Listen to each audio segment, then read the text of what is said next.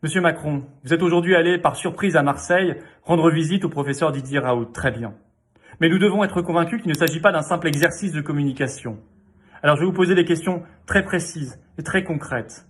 Parce que pour le moment, le seul effet concret de votre visite, c'est que tous ceux qui se permettaient hier encore de cracher allègrement à la figure du professeur Raoult sur les plateaux de télévision le trouvent subitement ce soir beaucoup plus sympathique. Mais ça, c'est l'effet courtisan, ça n'est pas ce qu'on recherche. Dans la question qui compte, c'est et maintenant? Et après, qu'allez-vous faire? Pas dans 3 semaines, pas même dans 3 jours, mais maintenant. Parce qu'il y a des centaines de morts chaque jour dans notre pays à cause du coronavirus, parce qu'il y a tant de malades et de familles dans l'angoisse et dans l'attente.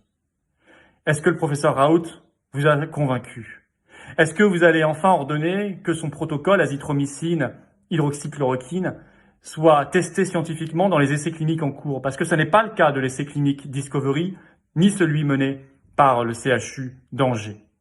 Est-ce que vous allez, à la lumière de ces éléments scientifiques, faire confiance au réseau des médecins libéraux qui ont une dizaine d'années d'études derrière eux et de pharmaciens pour la prescription aux malades?